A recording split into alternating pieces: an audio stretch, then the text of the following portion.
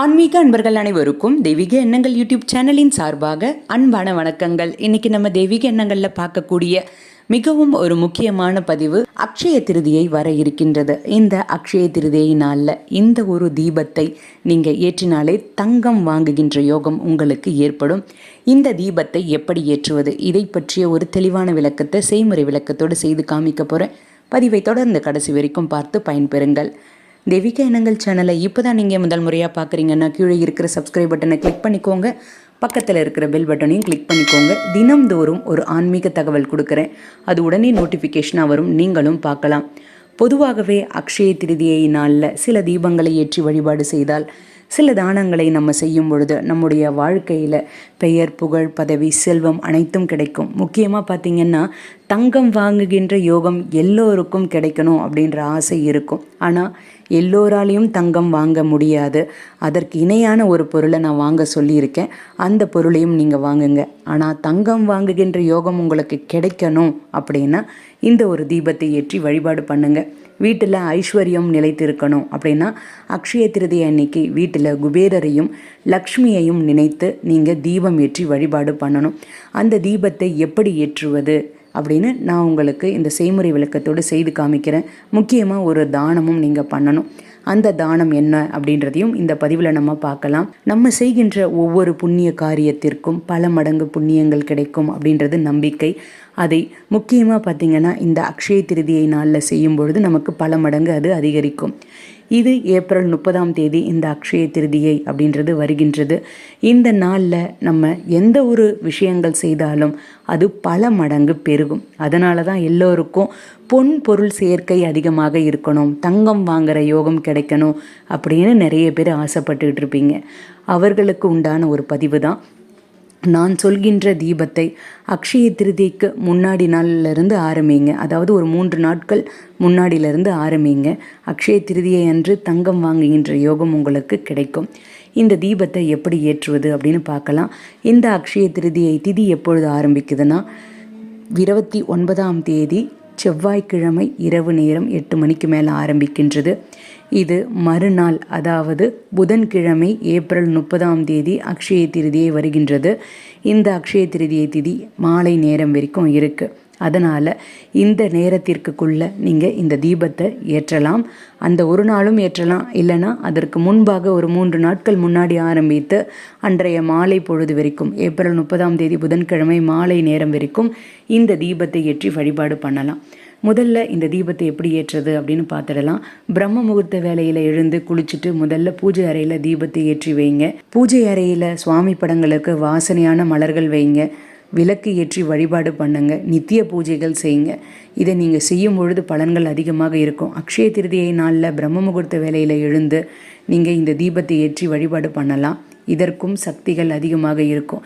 இதற்கு என்ன பண்ணணும், அந்த தீபத்தை எப்படி ஏற்றணும் அப்படின்றத பார்க்கலாம்.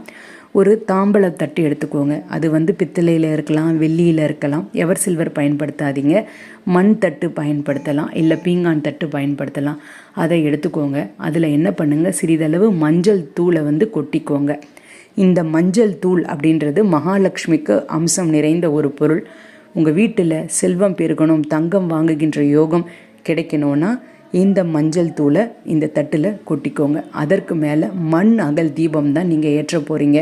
ஒரு மண் அகல் எடுத்துக்கோங்க. அதில் பசுநெய் அப்படி இல்லைன்னா நல்லெண்ணெய் பயன்படுத்திக்கோங்க. இது ரொம்ப ரொம்ப முக்கியமானது. வீட்டில் குபேர விளக்கு இருந்தால் குபேர விளக்கும் எடுத்துக்கோங்க. இந்த குபேர விளக்குலையும் அந்த தீபத்தை ஏற்றினால் நல்லது. அக்ஷய திதி காலையில் பிரம்ம முகூர்த்த வேலையில் இந்த மஞ்சளுக்கு மேலே ஒரு விளக்கு வைத்து அதில் நீங்கள் எண்ணெயோ நெய்யோ விட்டு பஞ்சுதிரி போட்டு தீபம் ஏற்றும் பொழுது கண்டிப்பாக உங்களுக்கு வீட்டில் பொருளாதார பிரச்சனைக்கு ஒரு நல்ல தீர்வு கிடைக்கும்.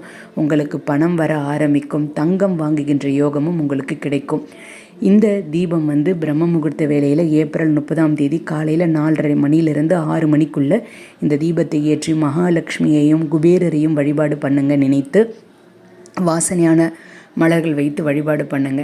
இந்த தீபத்திற்கு அடியில் வைத்திருக்கீங்க பார்த்தீங்களா அந்த மஞ்சள், அது என்ன பண்ணணும் அப்படின்னா தீபம்லாம் ஏற்றி முடித்ததுக்கப்புறமா அதை நீங்கள் தண்ணியில் கலந்து வீட்டு மூலை முடுக்குகள் எல்லாமே நீங்கள் தெளித்து விடலாம்.